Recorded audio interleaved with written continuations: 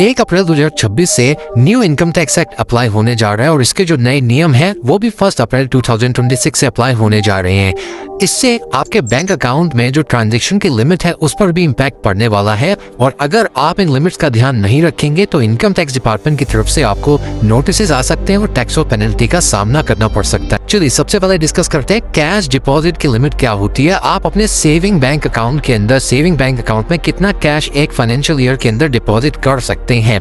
तो यहाँ पर 10 लाख तक का कैश आप एक फाइनेंशियल ईयर में अपने अकाउंट में डिपॉजिट कर सकते हैं। अगर आप 10 लाख से ज्यादा डिपॉजिट करेंगे तो उस केस में बैंक जो है वो रिपोर्ट करेगा आगे इनकम टैक्स डिपार्टमेंट को, जो कि आपके EIS में शो होगा कि आपने एक फाइनेंशियल ईयर में इतना कैश डिपॉजिट किया है। दूसरी तरफ बात करें एक नई लिमिट जो कि 1 अप्रैल 2026 से अप्लाई होने जा रही है, जो कि नए रूल के अकॉर्डिंग है, वो है 5 लाख रुपीज की लिमिट। कई बार क्या होता है, कई सारे लोगों के पास पैन कार्ड नहीं होता। अगर आपके पास पैन कार्ड नहीं है तो आधार नंबर के बेसिस पर आपकी चीजें ट्रैक की जाएंगी और 5 लाख की लिमिट अप्लाई होगी आपके ऊपर। अगर आप 5 लाख से ज्यादा अपने बैंक अकाउंट में फाइनेंशियल ईयर में डिपॉजिट कर देते हैं तो उसकी रिपोर्टिंग भी यहाँ पर SFT के अंदर की जाएगी आपके बैंक के द्वारा इनकम टैक्स डिपार्टमेंट को, और आपका जो आधार नंबर होगा उसकी हेल्प से उसको ट्रैक किया जाएगा। तो ये नई लिमिट जो कि पुराने लॉ में नहीं थी, जो न्यू इनकम टैक्स एक्ट जो है 1 अप्रैल 2026 से आ रहा है, उसमें ये वाली लिमिट भी अप्लाई होने वाली है। चलिए नेक्स्ट डिस्कस करते हैं कैश विड्रॉल के ऊपर क्या लिमिट होती है, कितना TDS वहां पर आपका काटा जाता है जब आप बैंक से कैश विड्रॉ करके लाएंगे। अगर आप अपनी ITR फाइल नहीं करते हैं उस केस में आपके ऊपर 20 लाख की लिमिट लगती है। 20 लाख से 1 करोड़ तक का अगर आपने कैश विड्रॉ किया है बैंक से तो 2% TDS यहाँ पर काटा जाएगा और सरकार को ये इन्फॉर्मेशन भी मिल जाएगी कि आपने अपने बैंक से इतना पैसा विड्रॉ किया है। दूसरा, अगर आप 1 करोड़ से ज्यादा विड्रॉ कर लेते हैं तो यहाँ पर 5% TDS का रेट जो है वो हो जाता है। दूसरी तरफ अगर आप अपनी रिटर्न रेगुलरली फाइल करते हैं, ITR फाइल आप टाइम से रेगुलरली फाइल करते आ रहे हैं, तो आपके लिए जो कैश विड्रॉल की लिमिट है वो 1 करोड़ हो जाती है। 1 करोड़ से ज्यादा का कैश अगर आप बैंक से विड्रॉ करेंगे तो वहां पे आपका TDS काटा जाएगा, वो भी केवल 2% के रेट से आपका TDS काटा जाएगा। अब चलते हैं करंट अकाउंट की लिमिट्स क्या है। तो करंट अकाउंट की कैश डिपॉजिट करने की और कैश विड्रॉ करने की लिमिट जो है वो 50 लाख रुपीज है। 50 लाख से ज्यादा अगर आप करेंगे तो आपकी उस SFT रिपोर्टिंग करेगा बैंक इनकम टैक्स डिपार्टमेंट को इनकम टैक्स को रिपोर्ट कर देगा कि आपने एक फाइनेंशियल ईयर में इतना कैश डिपॉजिट किया है या इतना कैश विड्रॉ किया है, तो आपको वो अपनी ITR के अंदर जस्टिफाई करना होगा। अब देखिए SFT रिपोर्टिंग का मतलब ये नहीं होता कि हमेशा ही आपको नोटिस आएगा, बट यस डिपार्टमेंट आपसे पूछ सकता है कि आपने इतना कैश डिपॉजिट किया है, उसका सोर्स क्या है। अगर आप सोर्स नहीं बता पाते तो दिक्कत वाली बात यहाँ पर हो जाती है। करंट अकाउंट में ये लिमिट जो एक फाइनेंशियल ईयर में 50 लाख रुपए तक की हो जाती है। उसके बाद अगर हम बात करें, अगर आप कैश में कोई पे ऑर्डर या बैंक ड्राफ्ट बनवाते हैं तो उस केस में एक फाइनेंशियल ईयर में 10 लाख की लिमिट होती है। 10 लाख से ज्यादा का अगर कैश में बनवा लोगे तो वो आपका रिपोर्ट किया जाएगा आपके EIS के अंदर। दूसरी तरफ अगर आपके पास पैन नंबर नहीं है तो ये लिमिट 5 लाख रुपीज की हो जाती है। ये जो 5 लाख वाली लिमिट है ये वाली भी नई लिमिट है जो कि न्यू रूल के अकॉर्डिंग 1 अप्रैल 2026 से अप्लाई होने जा रही है। उसके बाद हम बात करते हैं फिक्स डिपॉजिट या टर्म डिपॉजिट। जो FD आप अपने बैंक अकाउंट में करवाते हैं उसकी रिपोर्टिंग भी इनकम टैक्स डिपार्टमेंट को की जाती है। अगर एक फाइनेंशियल ईयर में एक बैंक में 10 लाख से ज्यादा की FD आप करवाएंगे तो वो बैंक इनकम टैक्स डिपार्टमेंट को रिपोर्ट करेगा कि इस टैक्स पेयर ने इतने अमाउंट की FD हमारे बैंक में करवाई है। ना एक चीज तो ये है कि उस पर जो इंटरेस्ट मिलेगा उस पर आपको टैक्स देना होगा अदर सोर्सेज में इंक्लूड करके। दूसरा, कई बार इनकम टैक्स डिपार्टमेंट आपसे इन्वेस्टमेंट के प्रूफ भी मांग लेता है कि आपने लेट्स सपोज 2 करोड़ की एक FD करवाई, तो वो 2 करोड़ रुपए आपके पास आया कहां से। अगर आप उसको एक्सप्लेन नहीं कर पाते तो उसको अनएक्सप्लेन इन्वेस्टमेंट की तरह ट्रीट किया जाता है, जहां पर हैवी टैक्स और पेनल्टी के प्रावधान है नए इनकम टैक्स प्रोविजंस के अंदर। पुराने में भी बहुत हैवी पेनल्टी लगती थी और नए एक्ट के अंदर भी बहुत हैवी पेनल्टी यहाँ पर लगाई जाती है। अब बात करते हैं क्रेडिट कार्ड और बिल की पेमेंट की। अगर आप क्रेडिट कार्ड बिल की पेमेंट कैश में कर रहे हैं एक फाइनेंशियल ईयर में तो 1 लाख की लिमिट होती है। 1 लाख से ज्यादा जैसे आप कैश में पे करेंगे क्रेडिट कार्ड का बिल तो जो बैंक है या फाइनेंशियल इंस्टीट्यूशन है वो इनकम टैक्स डिपार्टमेंट को रिपोर्ट कर देता है। दूसरी तरफ 10 लाख से ज्यादा का अगर आपने क्रेडिट कार्ड यूज किया है तो उसकी रिपोर्टिंग भी इनकम टैक्स डिपार्टमेंट को की जाती है। और ये कई सारे ऐसे केसेस हैं, मैं आपको अपने प्रैक्टिकल एक्सपीरियंस से बता रहा हूँ। कई सारे केसेस हमने ऐसे हैंडल किए हैं जहाँ पे टैक्स पेयर एंट्रिया घुमा के बहुत सारे क्रेडिट कार्ड की पेमेंट करता था, 20 लाख 30 लाख की पेमेंट कर दी, ITR उन्होंने फाइल नहीं की और डिपार्टमेंट की तरफ से नोटिस आ जाता है कि आपने 30 लाख रुपीज का जो एक्सपेंस किया है वो कहां से किया है। अब यहाँ इंपॉर्टेंट चीज ये है कि अगर आप उस एक्सपेंडिचर को एक्सप्लेन नहीं कर पाते हो इनकम टैक्स केवल इनकम पर नहीं लगता है।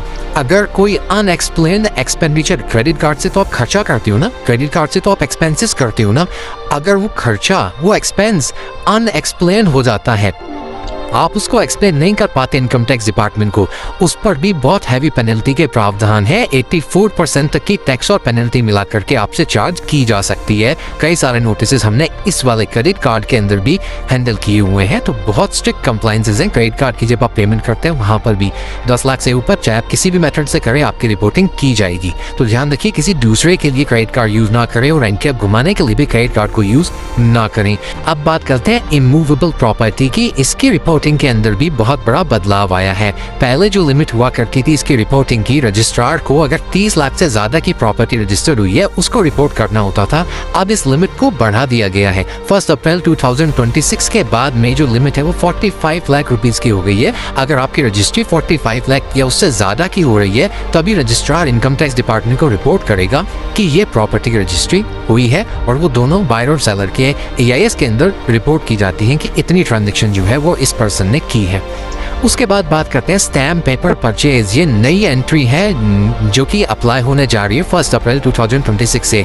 आपको स्टैम्प पेपर खरीदते हैं जिसकी वैल्यू जो है 2 लाख रुपीज से ज़्यादा की है। अगर आपके पास पैन नंबर है तो वो 2 लाख है, अगर पैन नंबर नहीं है तो 1 लाख से ज़्यादा का अगर आप स्टैम्प ड्यूटी जो है वो पे करते हैं, स्टैम्प पेपर खरीदते हैं, तो उसकी रिपोर्टिंग जो अथॉरिटी है स्टैम्प ड्यूटी जो आपको दे रही है उसको रिपोर्ट करना है इनकम टैक्स डिपार्टमेंट को कि इस पर्सन ने इतने अमाउंट का स्टैम्प पेपर मेरे से परचेज किया है। तो ये भी बहुत इंपॉर्टेंट है। गवर्नमेंट आपसे पूछ सकती है कि आपने वो ट्रांजेक्शन कहाँ की, किस तरीके से की, उसका सोर्स क्या है, ये सारी चीजें यहाँ जानी जा सकती हैं। स्टैम्प पेपर पहले इंक्लूड नहीं था इसके अंदर रिपोर्टिंग के अंदर, लेकिन अब इसको भी इंक्लूड कर दिया गया है। मूविंग फॉर इंश्योरेंस प्रीमियम, ये भी नई एंट्री आई है। इंश्योरेंस प्रीमियम अगर आप 10 लाख से ज्यादा का एक फाइनेंशियल ईयर में पे कर रहे हैं, आपके पास पैन नंबर है तो 10 लाख की लिमिट आपके ऊपर अप्लाई होगी। उससे ज्यादा पर इंश्योरेंस कंपनी आगे इनकम टैक्स डिपार्टमेंट को रिपोर्ट कर देगी कि इस पर्सन ने इतना इंश्योरेंस हमको पे किया है। अगर आपके पास पैन नंबर नहीं है तो ये लिमिट रिड्यूस करके 5 लाख रुपीस कर दी जाएगी। और यहाँ पर जो रिपोर्टिंग होगी कि पैन नंबर तो है नहीं आपके पास, आपके आधार नंबर के बेसिस पर यहाँ रिपोर्टिंग की जाएगी।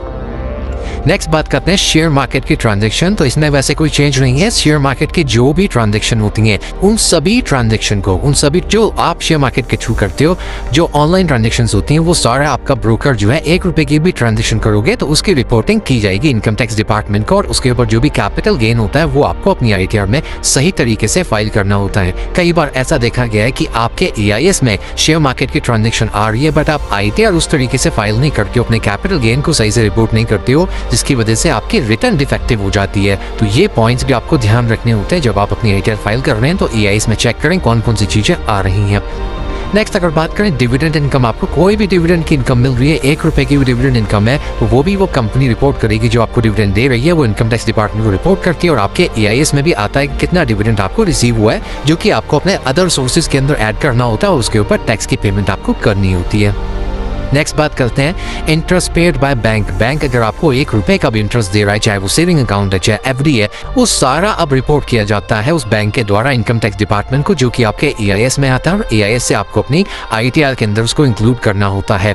नेक्स्ट बात करते हैं मोटर व्हीकल सेल। अगर आप मोटर व्हीकल परचेज करने चाहते हैं तो जो सेलर है 10 लाख से ज्यादा, यहाँ 10 लाख की लिमिट लगती है, 10 लाख से ज्यादा की गाड़ी अगर आप परचेज करने जा रहे हैं तो जो सेलर है वो आपसे 1% TCS कलेक्ट करता है। यहाँ पर सरकार ये चेक करना चाहती है कि लेट्स सपोज आपने एक BMW 50 लाख रुपए की बाय करी, तो आप अपनी ITR उस तरीके से फाइल कर रहे हो या नहीं कर रहे हो, या ITR आपने फाइल ही नहीं की और आप यहाँ पर गाड़ियाँ खरीद रहे हो, तो ये अनएक्सप्लेन्ड एक्सपेंडिचर के अंदर क्लासीफाई किया जा सकता है। इसीलिए गवर्नमेंट यहाँ पर ट्रैक रखती है 10 लाख से ज्यादा की कोई भी गाड़ी आप खरीदते हो तो उसकी रिपोर्टिंग जो है TCS के माध्यम से की जाती है। आगे चलते हैं लग्जरी गुड्स। अभी रिसेंटली यहाँ पर ऐड किया गया मोटर व्हीकल के साथ साथ अब ये सारी लग्जरी गुड भी कवर है। 10 लाख से ज्यादा का अगर आप ये वाली गुड्स परचेज करते हैं तो आपका TCS जो सेलर है वो आपसे कलेक्ट करेगा। नो इसमें क्या क्या कवर होता है, आपकी हाई एंड वॉचेस कवर होती हैं, आपके आर्ट पीस एंटीक कवर होता है, फुटवियर कवर होता है, होम थिएटर सिस्टम है, रेयर कलेक्टेबल्स हैं और आपके हॉर्स वगैरह जो है वो आपके कवर होते हैं लग्जरी गुड्स के अंदर। तो अगर 10 लाख से ज़्यादा का आप परचेज करेंगे तो दूसरी पार्टी जो है वो इन्फॉर्म कर देगी गवर्नमेंट को। एक तो TCS भी आपसे कलेक्ट करेगी 1% और गवर्नमेंट को भी इन्फॉर्म कर दिया जाता है कि इतनी की आपने परचेज की है।